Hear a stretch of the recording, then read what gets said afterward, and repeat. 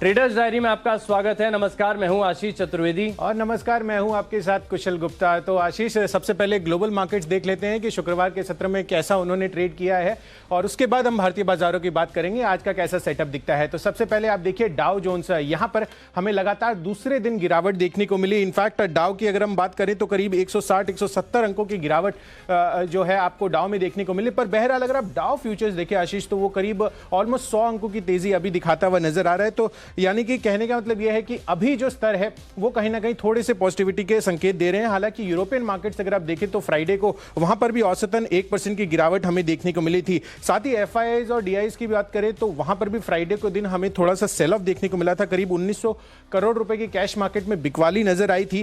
पर और Brent crude, ये बहुत अहम होगा क्योंकि फ्राइडे के सत्र में भी देखें तो 3 से 4% की गिरावट रही थी। तो काफी अच्छा फॉल जो है हमें ब्रेंट में देखने को मिला और अभी भी अगर आप देखें तो ऑलमोस्ट 0.25% की गिरावट हमें ब्रेंट क्रूड में भी देखने को मिल रही है। तो ग्लोबल सेटअप थोड़ा सा जो है मिले जुले संकेत वहां से हमें देखने को मिल रहे हैं। आशीष कुशल, बिल्कुल अंतर्राष्ट्रीय बाजारों से देखा जाएगा तो कमजोरी सेटअप देखने को मिल रहा है, लेकिन घरेलू बाजार में अगर आप देखें तो लगातार 2 दिन से बिकवाली देखने को मिल रही है। और इस बार मुझे फिर भी लग रहा है कि अगर आप ग्लोबल सेंटिमेंट्स देखें, जिस तरह से एसजीएक्स निफ्टी में भी अगर आप देखें तो ऑलमोस्ट 31 से 32 अंकों की गिरावट देखने को मिल रही है। मुझे लग रहा है कि आज के सत्र में भी भारतीय बाजारों में आपको हल्की बहुत थोड़ी सी गैप डाउन ओपनिंग ही देखने को मिल सकती है। लेकिन जो सूची है यहाँ पर फोकस कैसा है, रुझान कैसा है, ये समझेंगे। सबसे पहले कुशल ये बताइए कि आज जो 10 स्टॉक्स आपने चुने हैं इनमें से खरीदारी के स्टॉक्स कितने होंगे, बिकवाली के कितने होंगे, और क्या बिकवाली के ट्रेड्स ढूंढने में आपको कोई दिक्कत हुई? आशीष, बिकवाली के ट्रेड्स ढूंढने में थोड़ी सी दिक्कत हुई क्योंकि कहीं ना कहीं मुझे जो पॉजिटिविटी के संकेत लग रहे हैं उससे मैंने आज सूची बनाई और पर्टिकुलरली जो है न्यूज बेस्ड और खासकर जो फंडामेंटल और इन्वेस्टमेंट पिक है उस फोकस है। तो देखना होगा कि आज के हिसाब से सेटअप है। हालांकि पीएसयू बैंक्स जो है वो थोड़े से वीकर साइड पर आज लग रहे हैं। आपके किस हिसाब से रुझान बन रहे हैं? बिल्कुल कुशल, इनफैक्ट मैं बताऊं तो मुझे जो बिकवाली वाले कॉल्स थे वो बड़ी आसानी से मिल गए थे, लेकिन कारण यह है कि अगर आप देखें तो मुझे लग रहा है कि स्ट्रॉन्ग गैप डाउन ओपनिंग होगी, उसके बाद बाजार रिकवर करते हुए नजर आएंगे। ऐसे में जो सेल कॉल्स हैं वो एक्शनेबल ट्रेड नहीं होंगे, वहां पर थोड़ा सा रिस्क देखने को मिलेगा। हालांकि अगर आप स्क्रीन पे देखेंगे तो आपको लगेगा 4% गिर गया है, लेकिन 3% खुला ही नीचे, तो फिर बेचने की किसकी हिम्मत होगी? इसके लिए काफी पैरामीटर्स लगाकर हमने कुछ ऐसे स्टॉक्स ढूंढने जहां पर आज के सत्र में आप खरीदारी भी कर सकते हैं। लेकिन मेरा भी स्ट्रांगली मानना यह है कि निफ्टी बैंक में अगर आप देखें तो निफ्टी के मुकाबले आपको वीकनेस ज्यादा देखने को मिलेगी। तो जल्दी से आज की जो सूची है वहां से शुरुआत कर लेते हैं और आज की जो पहली कैटेगरी है वो कैश का शेयर। इस सेगमेंट में आपको एक कैश का स्टॉक बताते हैं और इसमें मैंने चुना है आईसीआईसीआई लोम्बार्ड को। देखें फंडामेंटली तो बेहद मजबूत है, सनराइज सेक्टर है, आगे जाके ग्रोथ के ट्रिगर्स बहुत सारे नजर आ रहे हैं। इंश्योरेंस सेक्टर में भी अगर आप देखें और जिस तरीके की वैल्यूएशन फिलहाल है, मुझे लग रहा है कि इंश्योरेंस स्टॉक्स में कहीं ना कहीं अगर आप देखें तो वैल्यू बाइंग आती हुई दिखेगी। आईसीआईसीआई लोम्बार्ड टेक्निकल भी मुझे काफी बढ़िया नजर आ रहा है, एक रेजिस्टेंस के आसपास की क्लोजिंग है और शुक्रवार को हमने देखा था कि बाजार कमजोर था। हालांकि इसके बाद भी अगर आप देखें तो हल्की खरीदारी पिछले 2 दिन से हमने को देखने को मिल रही है। गुरुवार को भी खरीदारी थी, शुक्रवार को भी थी और मुझे लग रहा है कि आज बाजार की रिकवरी में यहाँ पर भी आपको एक उछाल देखने को मिल सकता है। हालांकि 3-3.5%, इससे ज्यादा की तेजी की उम्मीद नहीं लगा रहा हूं मैं। तो 1335 रुपए के लक्ष्य लिए आप यहाँ पर खरीदारी करेंगे और केवल 20 रुपए नीचे 1270 रुपए का आपको स्टॉप लॉस लगाना होगा। कुशल, आपकी लिस्ट में कैश का स्टॉक कौन सा है? बिल्कुल आशीष, तो जनरल इंश्योरेंस स्पेस से आपने काफ़ी अच्छा स्टॉक चुना है आज के लिए, ICICI Lombard. In fact entire insurance space जो है पिछले हफ्ते से एक्चुअली फोकस में है और वहाँ पर काफ़ी अच्छी बढ़त जो है हमें आगे आने वाले समय में देखने को मिल सकती है। पर्टिकुलरली अगर आप देखें तो सितंबर मंथ में अच्छी तेज़ी जो है हमें हिस्टोरिकली भी देखने को मिली है। बट बहरहाल अगर आप देखें तो मेरी सूची में जो कैश का शेयर है वो है एनएलसी इंडिया यूटिलिटी स्पेस से। और यहाँ पर ये इसलिए क्योंकि इनके पोस्ट मार्केट नंबर्स आते हुए दिखे थे और नंबर्स में खासकर अगर आप ऑपरेशनल फ्रंट पे देखें ना आशीष, तो वहां पे काफी अच्छी तेजी बनती हुई नजर आई है। इनफैक्ट इनके मार्जिन्स मैं देख रहा था तो 25.5% से बढ़कर अब 36% इनके मार्जिन्स होते हुए दिखे हैं और खासकर अगर आप देखें तो इनकी आय यहां पर भी 29 से 30% की बढ़त देखने को मिल रही है। तो नेट एनएलसी इंडिया बढ़िया नतीजों के आधार पर आपको इस कैश स्पेस से ये स्टॉक जो है खरीदारी आप करके चल सकते हैं। 54 रुपए का टारगेट रखिए, 51 रुपए का आपको स्टॉप लॉस बनाना होगा। इसके बाद दूसरी जो कैटेगरी है हमारी वो है आज का फ्यूचर्स की। तो फ्यूचर्स में जो मैंने आज स्टॉक चुना है इनफैक्ट ये बिकवाली का है। जैसा कि मैं आपको बता रहा था कि बैंक निफ्टी में खासकर जो पीएसयू बैंक है वहां पर प्रेशर देखने को मिल सकता है और उसी तर्ज पर जो है मैंने आज जो स्टॉक चुना है फ्यूचर्स में वो है कैनरा बैंक का। अब यहां पर बिकवाली की राय इसलिए भी है क्योंकि मूडीज ने इनफैक्ट पोस्ट मार्केट ये न्यूज आती हुई दिखी थी कि उन्होंने जो इनकी लंबी अवधि की रेटिंग है वो BAA3 से घटाकर BA1 कर दिया है क्योंकि उनको एसेट क्वालिटी जो है जो उनकी लोन बुक है वहां पर कहीं ना कहीं आगे के लिए चिंताएं नजर आ रही हैं। और ये जो कंसर्न है ये केवल कैनरा बैंक के लिए नहीं, वो बैंक ऑफ बड़ौदा बड़ौदा के लिए भी उन्होंने सेम चीज़ की है और यूनियन बैंक ऑफ इंडिया के लिए भी जो है रेटिंग डाउनग्रेड किया है। तो कहीं ना कहीं ओवरऑल ये जो रेटिंग डाउनग्रेड हुआ है मूडीज की तरफ से, उसका इंपैक्ट आपको आज पीएसयू बैंक्स में देखने को मिल सकता है। तो कैनरा बैंक के फ्यूचर्स बेच के चले 100 रुपए के लक्ष्य के लिए यहां पर आप बिकवाली कीजिए। 106 रुपए का आपको स्ट्रिक्ट स्टॉप लॉस इसमें मेंटेन करना होगा। आशीष, आपका फ्यूचर स्टॉक? कुशल, फ्यूचर्स में मैंने चुना मुथूट फाइनेंस को लगातार। मुझे याद है कि ऑलमोस्ट पिछले हफ्ते से अगर देखें तो तीसरी बार इस स्टॉक को मैंने चुना है, क्योंकि बहुत ही पिक्चर परफेक्ट पैटर्न देखने को मिल रहा है।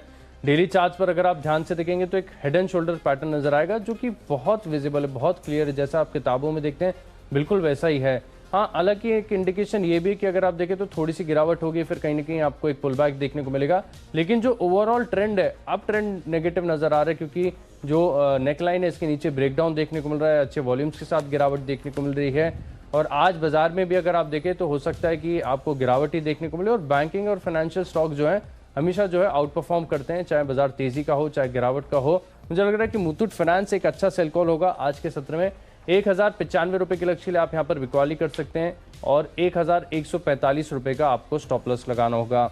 अगली जो कैटेगरी बेहद खास है एफएनओ स्पेस से, ये ऑप्शंस। आज का ऑप्शन जो ट्रेड करना है और इसमें मैंने बैंकिंग स्टॉक को ही चुना है, फेडरल बैंक को चुना है। कुशल, देखिए कारण ये है कि अगर आप देखें तो बाजार की जब रैली हुई थी, बैंकिंग स्टॉक्स में तेजी थी, तब फेडरल बैंक ने आप कहीं ना कहीं देखें तो पूरे ही सेक्टर को आउट परफॉर्म किया था, बहुत बढ़िया एक रन अप देखने को मिला था। लेकिन अब जब आप भी कह रहे थे कि निफ्टी बैंक में वीकनेस देखने को मिल सकती है, बैंकिंग स्टॉक्स में अगर आप देखें तो रुझान जो है थोड़ा सा नेगेटिव साइड पर देखने को मिल रहा है। मुझे लग रहा है कि फेडरल बैंक को आप ऑप्शंस के थ्रू प्ले कर सकते हैं। हालांकि मैं कुछ ज्यादा बड़ी गिरावट की उम्मीद नहीं कर रहा हूं, क्योंकि अगर आप देखेंगे तो ऑलमोस्ट 2 से 3 दिनों में फेडरल बैंक में ऑलरेडी काफी ज्यादा गिरावट देखने को मिल रही है। लेकिन जिस तरीके का स्ट्रक्चर है, जिस तरीके के इंडिकेटर्स है, मुझे लग रहा है कि फर्दर आपको एक डाउनसाइड देखने को मिलेगी। आपको यहाँ पर जो है पुट खरीदना है इसका 52 रुपए का, और जिसकी क्लोजिंग 2 रुपए 10 पैसे के आसपास है। मेरा मानना है कि अगर आप 2 दिन की टाइम वैल्यू निकाल दे तो लगभग आपको 2 रुपए के आसपास ये ऑप्शन मिल जाना चाहिए। आप यहाँ पर खरीदारी कर सकते हैं 2 रुपए 60 पैसे के लक्ष्य के लिए, और 1 रुपए 50 पैसे का आपको स्टॉप लॉस लगाना होगा। लगभग अगर ये कॉल सही हुआ तो आपको दिन के दौरान 30% तक के रिटर्न्स देखने को मिल सकते हैं। मुथूट माफ कीजिएगा, यहाँ पर जो फेडरल बैंक है उसका 52 का पुट ऑप्शन आपको खरीदना है। बिल्कुल आशीष, इनफैक्ट मैंने भी ऑप्शन में चुना है और खरीदारी की है, पर यहाँ पर एक कॉन्ट्रा कॉल लिया है। इनफैक्ट बेसिकली आप कह सकते हैं, क्योंकि जिस हिसाब से ग्लोबल मार्केट्स में गिरावट हमें देखने को मिली है फ्राइडे के सत्र में, मेटल स्पेस से मैंने एनएमडीसी चुना है। इसके 92.5 का कॉल आपको खरीद कर चलना है। बेसिकली इसमें क्या है कि इनकी एक न्यूज़ आती हुई दिखी है कि इन्होंने जो लम्प्स है और साथ ही जो फाइन्स हैं आयरन ओर के, उनके दाम ये बढ़ाते हुए दिखे हैं। और वहाँ पर जो अपडेट आया था अगस्त महीने में भी करीब 10% इन्होंने ये कीमतें बढ़ाई थी। तो कहीं ना कहीं वो एक पॉजिटिविटी का ट्रिगर जो है वो बन सकता है, और इसीलिए मैंने जो है इसका कॉल ऑप्शन 92.5 रुपए का आपको खरीदने की राय दी है। और यहाँ पर जो आपको टारगेट बनाना है 5.6 अराउंड इसके अभी प्राइसेस हैं। 11 रुपए का आपको टारगेट बनाकर चलना है और 2.5 रुपए का आपको स्टॉप लॉस रखना होगा। अब सूची को आगे बढ़ाते हैं और अगला जो स्टॉक है और कैटेगरी है वो है टेक्नोपिक की। और यहाँ पर आशीष, मैंने जो स्टॉक चुना है, मैं थोड़ा सा कॉन्ट्रा जा रहा हूँ, पर कहीं ना कहीं मुझे जो न्यूज़ आ रही हैं और जिस हिसाब की खबरें और रिजल्ट्स आ रहे हैं उसका काफ़ी पॉजिटिव इंपैक्ट मुझे दिखता हुआ नजर आ रहा है। और इसीलिए टेक्नोपिक में मैंने नाल्को चुना है आज के लिए। और यहाँ पर खरीदारी की राय इसलिए है क्योंकि इनके जो नंबर्स आते हुए दिखे हैं वो हमारा जो अनुमान था उससे काफ़ी बेहतर साइड पर आते हुए नजर आ रहे हैं। खासकर अगर आप इनके ओवरऑल कामकाजी मुनाफे को देखें तो हमारा जो अनुमान था वो करीब 8 करोड़ रुपए का था, उसके मुकाबले कंपनी ने 128 करोड़ का जो है कामकाजी मुनाफा पोस्ट किया है। तो जो हमारा अनुमान था उससे काफी सिग्निफिकेंटली हायर साइड पर जो है इनके नंबर्स आते हुए नजर आ रहे हैं। और साथ ही कंपनी की जो मार्जिन्स है वो 9.3% आते हुए दिखे आशीष, 10.3% के मुकाबले। तो बहुत ज्यादा फॉल जो है इस चैलेंजिंग एनवायरनमेंट में हमें इनके जो मार्जिन्स है उसमें देखने को नहीं मिला है। और यही वजह है कि नाल्को के जो नंबर्स हैं वो अनुमान से बेहतर साइड पर लग रहे हैं, और इसीलिए मैंने इसको खरीदारी की सूची में अपने शामिल किया है। तो 38 रुपए के टारगेट के लिए आप नाल्को के फ्यूचर्स खरीद कर चले, 35 रुपए का आपको स्टॉप लॉस लगाना होगा। कुशल, इनफैक्ट काफ़ी बढ़िया स्टॉक आपने चुना, क्योंकि अगर आप लॉन्ग टर्म का स्ट्रक्चर देखेंगे, हालांकि इंट्राडे पर मैं कमेंट नहीं करना चाहूँगा, लेकिन जिस तरीके का लॉन्ग टर्म स्ट्रक्चर है ये दर्शा रहा है कि कहीं ना कहीं लंबी गिरावट के बाद नाल्को में अब कहीं ना कहीं ट्रेंड जो है ऊपर की तरफ देखने को मिलेगा। और इनफैक्ट ये तो बहुत ही ऑब्वियस है कि जो नतीजे आए हैं अनुमान से काफ़ी ज़्यादा बेहतर देखने को मिलेगा। हम केवल 0.45% मार्जिन का अनुमान लगा रहे थे, हालांकि उसका जो इन्वेंट्री लास्ट टाइम की बिकी, इसके चलते अगर आप देखें तो मार्जिन काफ़ी ज़्यादा अनुमान से बेहतर देखने को मिले। मुझे लग रहा है कि नाल्को में हो सकता है कि आपको बढ़िया तेजी देखने को मिले हैं। मैंने जो स्टॉक चुना है वो है ट्रेंट। इस पर लगातार मेरा फोकस बना हुआ है, लगातार मैंने इसे अपने वॉच लिस्ट में ऐड किया कर रखा है। जिस तरीके का स्ट्रक्चर है अगर आप देखें तो स्टॉक जो है इंट्राडे में बढ़िया मूवमेंट भी देता है, और पिछले शुक्रवार को अगर हम देखें तो यहाँ पर अच्छी खासी वॉल्यूम्स के साथ एक एडिशन देखने को मिला। हालांकि रेजिस्टेंस के आसपास की क्लोजिंग है और मैं ऐसे स्टॉक्स को चुनना पसंद करता हूं जो रेजिस्टेंस के आसपास बंद हो और जिनमें पिछले 2 से 3 सत्रों में अगर आप देखें तो मोर देन एवरेज वॉल्यूम्स हो। तो कहीं ना कहीं ये दर्शाता है कि जो बुल्स हैं अब उनके फेवर में चीजें जाती हुई नजर आ रही हो सकता है कि यहाँ पर एक ब्रेकआउट देखने को मिले। ट्रेंड पर लगातार आपको फोकस बना के रखना है, यहाँ पर ट्रेंड बहुत ही स्ट्रांग है। 650 रुपए के आसपास की क्लोजिंग है ट्रेंड में, मुझे लग रहा है कि स्टॉक 670 रुपए तक जा सकता है, लेकिन सेफ साइड 637 रुपए का आपको स्टॉप लॉस जरूर लगाना होगा। अगली कैटेगरी की ओर रुक करते हैं, फंडा पिक। इसमें मैंने चुना है हिंदुजा ग्लोबल सॉल्यूशंस को। देखिए कंपनी जो है बीपीओ के कारोबार में है, आईटी सर्विसेज से जुड़ी हुई कंपनी है और इसका अगर आप देखें तो काफ़ी ज़्यादा बड़ा बाजार है भारतीय मार्केट्स में। अगर आप देखें तो आउटसोर्सिंग एक अच्छा बिजनेस है। इन्होंने जो है अपने नतीजे पेश किए और नतीजा अगर आप देखें तो तिमाही दर तिमाही देखें या फिर आप साल दर साल देखें, नतीजे काफ़ी बढ़िया देखने को मिल रहे हैं। इनकी आय जो है अगर आप सालाना आधार पर देखेंगे तो ऑलमोस्ट 1.5% के आसपास बढ़ी है। इनका जो मुनाफा है वो 40 करोड़ से बढ़कर 49 करोड़ 49 करोड़ के आसपास रहा है हिंदुजा ग्लोबल सॉल्यूशंस का।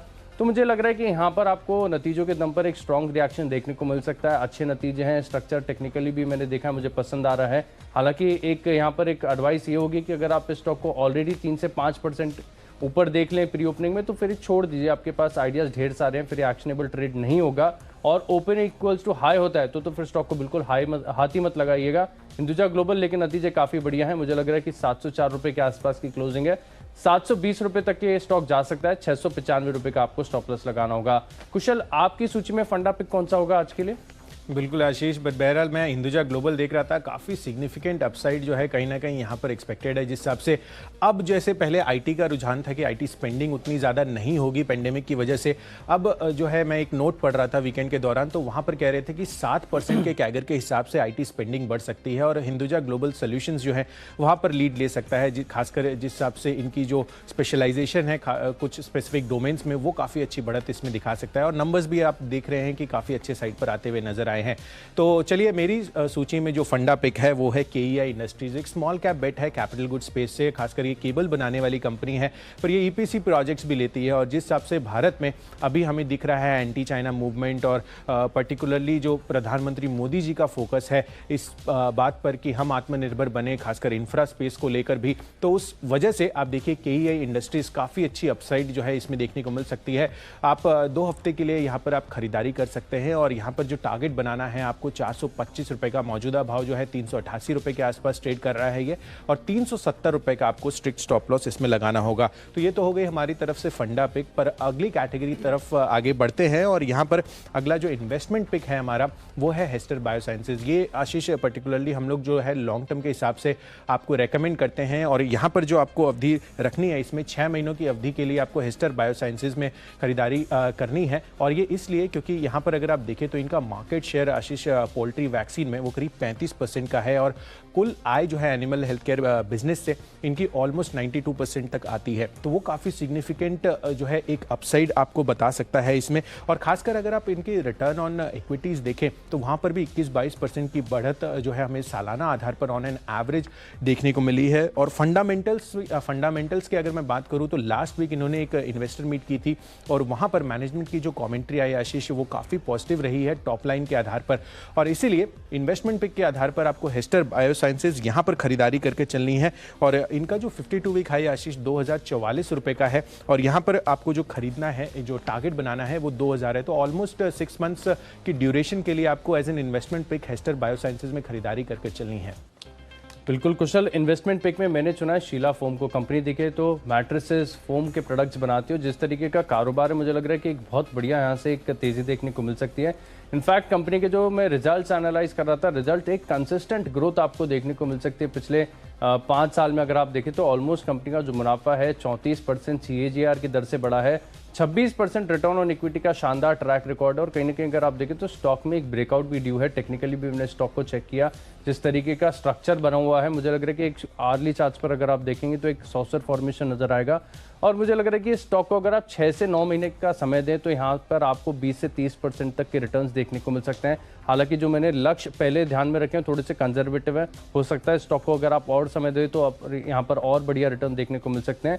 जिस तरीके का हाई ग्रोथ बिजनेस मॉडल है और फिलहाल अगर आप देखेंगे तो ऑलमोस्ट 40 के पी पर आपको ये मिल रहा है। कहीं ना कहीं अगर आप देखें तो वैल्यूएशन इतनी ज़्यादा एक्सपेंसिव नहीं है, लेकिन जिस तरीके का ग्रोथ स्ट्रक्चर है, मुझे लग रहा है कि शीला फोम अगले 6 से 9 महीनों में कमाल कर सकता है। यहाँ पर आपको खरीदारी करनी है 1700 रुपये के लक्ष्य के लिए और लगभग 9 महीने तक का आपको समय देना होगा। अगली जो कैटेगरी है इसकी ओर रुख करते हैं वो है खबरों के दम पर। खबरों के चलते आज कौन से स्टॉक्स में एक्शन देखने को मिलेगा। मैंने स्टॉक को चुना है मान इंडस्ट्रीज को। दरअसल अगर आप देखें तो यहाँ पर कंपनी ने अपने प्रमोटर्स को 30 लाख वारंट जारी किए थे।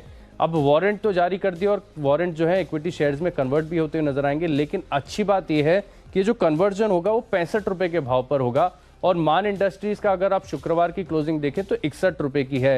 यानी प्रीमियम पर जो वारंट्स है वो कन्वर्ट होते हुए नजर आएंगे। अपने आप में काफी बढ़िया एक सेंटिमेंटल ट्रिगर है और टेक्निकली भी अगर आप देखें तो स्टॉक जो है अच्छा वेल पोजीशन नजर आ रहा है। मुझे लग रहा है इस खबर के चलते इसमें आपको 6 से 8% तक का अपमूव देखने को मिल सकता है। 61 रुपए के आसपास की क्लोजिंग है। 65 रुपए के लक्ष्य के लिए आप इसमें खरीदारी करेंगे और केवल 58 रुपए 60 पैसे का आपको एक स्ट्रिक्ट स्टॉप लॉस लगाना होगा। कुशल, खबरों के लिहाज से आपने कौन सा स्टॉक चुना है? बिल्कुल आशीष, खबरों के लिहाज से जो मैंने स्टॉक चुना है वो तो मैं बताऊंगा, पर यहाँ पर जो आपने टारगेट रखा है ना इसका मान इंडस्ट्रीज का 65 रुपए का, तो आपको तो कैलकुलेट ही नहीं करना पड़ा होगा मान इंडस्ट्रीज का टारगेट। ऑलरेडी वारंट जो है वो 65 रुपए के भाव पर ही जारी हो रहे हैं, तो आप तो स्ट्रेट अवे 65 का टारगेट दे सकते थे। तो आपने यही किया, तो देखते हैं कि हिसाब से आज मान इंडस्ट्रीज में परफॉर्मेंस देखने को मिलती है। पर बहरहाल खबरों के दम पर जो मैंने स्टॉक चुना है वो है BPCL का। आप देखिए यहाँ पर जी बिजनेस की खबर पर मुहर लगती हुई नजर आई है। अब यहाँ पर जो एक्सप्रेशन ऑफ इंटरेस्ट है वो SPV की तरफ से भी आता हुआ नजर आ सकता है, तो ये एक बहुत बड़ी राहत है इनकी जो विनिवेश की प्रक्रिया है वहां पर अगर आप देखें। और खासकर एक और ट्रिगर भी आशीष OMCs के लिए, क्योंकि जो क्रूड है ना अब फ्राइडे के सत्र में और सैटरडे में वहां पर अगर आप देखें तो पर्टिकुलरली 3 से 4% का फॉल जो है हमें क्रूड में देखने को मिला था, जिस हिसाब से डिमांड कंसर्न्स आती हुई नजर आ रही हैं अभी भी ओवरऑल मार्केट्स में, और सप्लाई जो है वो कहीं ना कहीं फिर से लौटती हुई दिख रही है यूएस के मार्केट्स में। और यही वजह है जिस हिसाब से जब भी क्रूड की गिरावट होती है तो OMCs को उसमें काफी बड़ा फायदा होता हुआ नजर आता है। उनकी मार्जिन जो है वो काफी सिग्निफिकेंटली इंप्रूव होती हुई दिखती हैं उनके नंबर्स में। तो यहां पर BPCL इस वजह से खबरों के दम पर आपको खरीदारी करके चलनी है। 417 का टारगेट रखना है, इसमें 390 रुपए का आपको स्टॉप लॉस लगाना होगा। तो ये तो हो गए खबरों वाले शेयर। अब पर्टिकुलरली जो अगली कैटेगरी है वो हमारी पसंद है। इसमें हम कोई भी स्टॉक्स जो है चुन सकते हैं, चाहे वो खबरों के दम पर हो, टेक्निकल्स हो, फंडामेंटल हो। तो यहाँ पर जो कैटेगरी माई चॉइस की है इसमें 3 स्टॉक्स हम आपको बताते हैं। और यहाँ पर अगर आप देखें तो पहला स्टॉक है मेरा HPCL का, इसलिए क्योंकि आप देखिए BPCL तो डेफिनेटली EOI के आधार पर जो खबर आई है और जो क्रूड में गिरावट हुई है उससे काफ़ी अच्छा चलता हुआ नजर आ सकता है। पर साथ ही HPCL, इनफैक्ट ये मेरा चुनने का रीज़न ये भी है, मैं IOC भी चुन सकता था, पर HPCL काफ़ी हाई बीटा स्टॉक है और जब भी क्रूड में गिरावट आती है, एक सिग्निफिकेंट गिरावट आती है, तो वहाँ पर आपको HPCL काफ़ी अच्छा चलता हुआ नजर आता है। और यही वजह है मैंने HPCL अपनी माई चॉइस पहली पिक जो है उसमें शामिल किया है। 204 का टारगेट इसमें बनाना है। 194 रुपए 50 पैसे का आपको स्ट्रिक्ट स्टॉप लॉस इसमें मेंटेन करना होगा। दूसरा जो स्टॉक है इस कैटेगरी में वो है IRCTC का। आप देखिए पिछले हफ्ते भी ये खबर आई कि 2 से 3 सितंबर के बीच करीब 100 ट्रेनें जो हैं वापस से शुरू की जाएंगी। ऑलरेडी 250 ट्रेन चल रही थी और इस बारी भी एक और खबर आती हुई दिखी है कि 80 और ट्रेनें जो हैं वो चालू होती हुई नजर आएंगी। तो वीकेंड के दौरान ये खबर भी आती हुई दिखी है और IRCTC काफ़ी ज़्यादा पिट चुका है हाल फिलहाल। जिस हिसाब से जब ट्रेन की जो है बंद करने की घोषणा हुई थी लॉकडाउन के दौरान, कहीं ना कहीं अब रिकवरी मोड में ये स्टॉक आता हुआ नजर आ रहा है। तो IRCTC खरीदारी करके चलें। 1400 के टारगेट के लिए 1350 का आपको स्टॉप लॉस लगाना होगा। और साथ ही अगला जो स्टॉक है वो है जय भारत मारुति का। ये तीसरा स्टॉक है माई चॉइस कैटेगरी में। और मैं वीकेंड के दौरान आशीष खबर पढ़ रहा था कि जो इंपोर्टेड कार्स हैं उस पर कहीं ना कहीं ड्यूटी लगती हुई नजर आ सकती है और ये एक बहुत बड़ा ट्रिगर बन सकता है जो डोमेस्टिक कार मैन्युफैक्चरर्स जैसे मारुति सुजुकी हैं। और अगर हम देखें ओवरऑल ऑटो इंडस्ट्री स्पेस में, खासकर पैसेंजर व्हीकल्स में जो अगस्त महीने में बिक्री आंकड़े आए थे वो काफ़ी दमदार रहे थे। इनफैक्ट वो 2 व्हीलर्स को भी बीट करते हुए नजर आए थे अगर आप ओवरऑल ग्रोथ की बात करें सालाना आधार पर। और आगे आने वाले समय में हम फेस्टिव डिमांड तो डेफिनेटली बहुत अच्छी स्पाइक एक्सपेक्ट कर ही रहे हैं। तो जो डीलर्स हैं ना आशीष, वो अपनी इन्वेंट्री इधर खड़ी कर रहे हैं और जाहिर सी बात है कि अगर वो इन्वेंट्री खड़ी करना चाह रहे हैं फेस्टिव सीजन को देखते हुए, और जो खबर आती हुई दिखी है कि इंपोर्टेड कार्स पर जो है एक ड्यूटी लगती हुई दिख सकती है, उसका सेंटिमेंटल इम्पैक्ट जो ऑटो कंपोनेंट मैन्युफैक्चरर है, खासकर जय भारत मारुति जो काफ़ी सिग्निफिकेंटली जो है मारुति को कंट्रीब्यूट करता है, वहाँ पर अच्छी खासी तेज़ी बनती हुई नजर आ सकती है। और इसी वजह से मैंने जय भारत मारुति अपनी तीसरी माई चॉइस पिक के तौर पर चुना है। 230 का टारगेट इसमें बनाना है, 215 रुपए का आपको स्ट्रिक्ट स्टॉप लॉस मेंटेन करना होगा। कुशल, इस कैटेगरी में मेरा पहला स्टॉक होगा केसीपी लिमिटेड। यहाँ पर इस स्टॉक को मैंने चुना है, चुनने के कारण दो हैं। सबसे पहले अगर आप देखें तो कंपनी के नतीजे आए थे शुक्रवार को बाजार बंद होने के बाद, ऑलमोस्ट 350 के आसपास कंपनी के नतीजे आए, तो नतीजे काफ़ी बढ़िया देखने को मिले थे। कंपनी का जो मुनाफा है उसमें 27% की सालाना आधार पर आपको ग्रोथ देखने को मिलेगी, और जो मार्जिन हैं वो भी 19% से बढ़कर 24% के आसपास हो गए। और अगर आप सेगमेंटल परफॉर्मेंस देखें तो वहाँ पर भी काफ़ी ज़्यादा इंप्रूवमेंट देखने को मिल रहा है। खासतौर पर इनका जो सीमेंट कारोबार है उसमें हर तिमाही में अगर आप देखें तो जो कंट्रीब्यूशन वो लगातार बढ़ता जा रहा है, और जिस तरीके के वैल्यूएशन है मुझे लग रहा है कि बाजार जो है आज इसको काफ़ी पॉजिटिवली लेगा और यहाँ पर आपको बढ़िया तेज़ी देखने को मिल सकती है। 60 रुपये 15 पैसे के आसपास की क्लोजिंग है केसीपी लिमिटेड में। 64 रुपये के लक्ष्य लिए आप इसमें खरीदारी करेंगे, और बहुत ही स्ट्रिक्ट स्टॉप लॉस है, बहुत ही टाइट स्टॉप लॉस मैंने आपको सुझाया क्योंकि नतीजे इतने दमदार हैं। मुझे एक्सपेक्टेड है कि यहाँ पर काफ़ी स्ट्रॉन्ग गैप अप ओपनिंग की देखने को मिलेगी। केवल एक 59 रुपये का स्टॉप लॉस लगाकर आप यहाँ पर खरीदारी कर सकते हैं। दिन के दौरान 7 से 8% तक के मूव्स देखने को मिलेंगे। अगली कैटेगरी है बिकवाली करना है बैंक ऑफ बड़ौदा के फ्यूचर्स में। और जिस तरीके से हम शो के दौरान आपको बताया, शो की शुरुआत में हमने आपको बताया कि जो निफ्टी बैंक है उसमें कहीं ना कहीं अगर आप देखें तो वीकनेस साफ नजर आ रही। कुशल आपको ये भी बता रहे थे कि कुछ सरकारी बैंक्स की रेटिंग को डाउनग्रेड किया है मूडीज ने, तो इस खबर का भी एक असर देखने को मिलेगा। स्ट्रक्चर भी अगर आप देखें तो बैंक ऑफ बड़ौदा का कमजोर ही नजर आ रहा है। आरएसआई अगर आप देखें तो फिलहाल 50 के नीचे है, डाउनवर्ड स्लोपिंग है। ऐसे में मुझे लग रहा है कि यहाँ पर आपको एक गिरावट देखने को मिल सकती है। ऑलमोस्ट 44 रुपये के लक्ष्य के लिए आप यहाँ पर फ्यूचर्स में बिकवाली कर सकते हैं, और 47 रुपये 80 पैसे का आपको एक स्टॉप लॉस लगाना होगा। अगला स्टॉक है और इनफैक्ट आखिरी स्टॉक है सीक्वेंट साइंटिफिक। ये स्टॉक मुझे दरअसल अगर आप देखें तो मुझे दीपांशु ने स्टॉक बताया था कुशल। शुक्रवार को दीपांशु की लिस्ट में ये फंडा के तौर पर था, और दिन के दौरान यहाँ पर 3 से 4% की तेजी देखने को मिली थी। और जब मैंने देखा कि स्टॉक में इतना बढ़िया उछाल आ रहा है तो मैंने इसके चार्ट पैटर्न्स देखे, और पैटर्न्स मुझे काफ़ी ज़्यादा पसंद आ रहे हैं। और जो बिजनेस मॉडल है वो तो दीपांशु ने बहुत बेहतरीन तरीके से समझाया था कि कैसे इस बिजनेस के अंदर स्केलेबिलिटी है, फ्यूचर ग्रोथ प्रॉस्पेक्ट्स काफ़ी बढ़िया नजर आ रहे हैं, और वैल्यूएशंस भी अगर आप देखें तो आकर्षक हैं। तो मुझे लग रहा है कि दिन के दौरान एक डिसेंट आपको 3 से 4% तक का मूव देखने को मिल सकता है। 144 रुपये के लक्ष्य लिए आप यहाँ पर खरीदारी करेंगे, और आपको स्टॉप लॉस जो है 127 रुपये का लगाना होगा। बिल्कुल आशीष, तो सीक्वेंट साइंटिफिक तो टेक्नो फंडा पिक हो गया आपका आज का।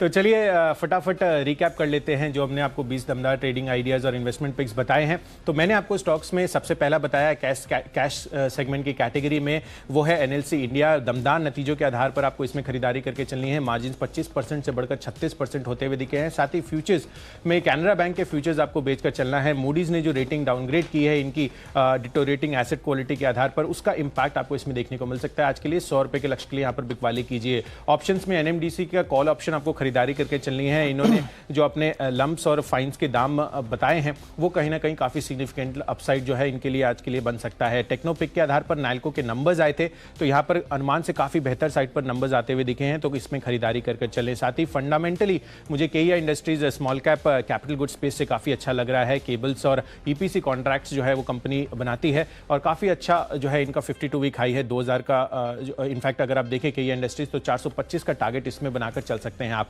साथ ही इन्वेस्टमेंट पिक के आधार पर मैंने चुना है हेस्टर बायोसाइंसेज। पोल्ट्री वैक्सीन ये बनाती है, करीब 35% मार्केट शेयर है, और काफी अच्छा अपसाइड जो है कहीं ना कहीं इसमें इनकी टॉप लाइन में अब आगे आते हुए नजर आ सकता है। ये मैनेजमेंट कमेंट्री निकल कर आई है, तो 6 महीनों की अवधि के लिए 2000 का लक्ष्य इसमें रखना है। साथ ही खबरों के आधार पर बीपीसीएल, इसमें आपको खरीदारी करके चलनी है। विनिवेश के लिए जब एसपीवी को मंजूरी मिल गई है बोली लगाने के लिए, और साथ ही क्रूड में जो गिरावट आई है उस लिहाज से आपको एचपीसीएल में भी खरीदारी करने की राय है। साथ ही आईआरसीटीसी जिस हिसाब से ट्रेनें वापस से चालू होती हुई दिख रही हैं, वो काफी सेंटिमेंटली स्टॉक के लिए पॉजिटिव बन सकता है। और अंत में जय भारत मारुति, कहीं ना कहीं जितने भी ऑटो कंपोनेंट प्लेयर हैं, खासकर जो मारुति को सप्लाई करते हैं, वहां पर काफी अच्छी तेजी बनती हुई नजर आ सकती है। तो 230 के टारगेट के लिए यहां पर भी खरीदारी करके चलें। और आज का जो मेरा बेस्ट पिक है, जो मेरा हाई कन्विक्शन पिक है, वो है बीपीसीएल का, जिस हिसाब से हमें ओवरऑल इनके जो क्रूड में गिरावट आई है और जो खबर आती हुई दिखी है ईओआई की, उस वजह से यहां पर आपको खरीदारी करने की राय है बीपीसीएल में 417 के टारगेट के लिए। तो चलिए कैश स्पेस से मैंने चुना आईसीआईसीआई लोम्बार्ड को। स्ट्रक्चर काफी मजबूत है, मुझे लग रहा है एक ब्रेकआउट ड्यू यहाँ पर खरीदारी करके चल सकते हैं। और मुथूट फाइनेंस स्ट्रक्चरली बेहद कमजोर है, हेड एंड शोल्डर पैटर्न बना हुआ है। फ्यूचर्स में लगातार आप बिकवाली कर सकते हैं। बैंकिंग स्टॉक्स में आज आपको वीकनेस देखने को मिल सकती है। फेडरल बैंक का 52 का पुट ऑप्शन खरीदेंगे लगभग 2 रुपए 60 पैसे के लक्ष्य के लिए, और ट्रेंड अगर आप देखें तो तकनीकी तौर पर बेहद मजबूत नजर आ रहा है, दिन के दौरान तेजी देखने को मिल सकती है। हिंदुजा ग्लोबल सॉल्यूशंस नतीजे दमदार देखने को मिले और मुझे लग रहा है कि यहां पर आपको एक उछाल देखने को मिलेगा। साथ ही अगर आप देखें तो इन्वेस्टमेंट के लिहाज से शीला फोम एक बेहतरीन पिक है, ऑलमोस्ट 33% के आसपास 5 साल के मुनाफे में ग्रोथ देखने को मिल रही है, वैल्यूएशन आकर्षक हैं और मुझे लग रहा है कि अगर आप इस स्टॉक को 6 से 9 महीने का समय दें तो ये स्टॉक लगभग 1700 रुपए तक जा सकता है। मान इंडस्ट्रीज प्रमोटर ने जो है 65 के भाव पर जो वारंट्स हैं वो इक्विटी शेयर्स में कन्वर्ट किए हैं, प्रीमियम पर ये हुआ है, तो मुझे लग रहा है कि एक तेजी देखने को मिलेगी। केसीपी लिमिटेड शुक्रवार को नतीजे आए थे, नतीजे दमदार थे और सीमेंट कारोबार का अगर आप देखें तो कंट्रीब्यूशन लगातार बढ़ता जा रहा है। बैंकिंग स्टॉक्स में वीकनेस है, बैंक ऑफ बड़ौदा के फ्यूचर्स में बिकवाली करेंगे और सीक्वेंट साइंटिफिक अगर आप देखें तो तकनीकी तौर पर मजबूत है, साथ ही अगर आप देखें तो फंडामेंटल भी कंपनी का जो कारोबार है बढ़िया नजर आता है। यहाँ पर 144 रुपए के लक्ष्य के लिए आप इसमें खरीदारी करेंगे। और इन 10 स्टॉक्स में अगर आप देखें तो मेरा सबसे ज्यादा कन्विक्शन है शीला फोम के अंदर 6 से 9 महीने का अगर आप इस स्टॉक को समय दें तो ऑलमोस्ट 20 से 30% तक के रिटर्न्स आपको देखने को मिलेंगे। हाई ग्रोथ का कारोबार है, कंपनी जो है मैट्रिसेस बनाती है और वैल्यूएशन आकर्षक है, मुझे लग रहा है ये स्टॉक 1700 रुपए तक जाएगा। बिल्कुल आशीष, तो काफ़ी सिग्निफिकेंट अपसाइड जो है कहीं ना कहीं इसमें शीला फोम्स में हमें एक्सपेक्टेड है। तो देखना होगा कि किस हिसाब से जो है आज ओवरऑल ट्रेडिंग और खासकर जो इन्वेस्टमेंट पिक्स हमने आपको दिए हैं वो कैसे परफॉर्म करते हुए नजर आते हैं।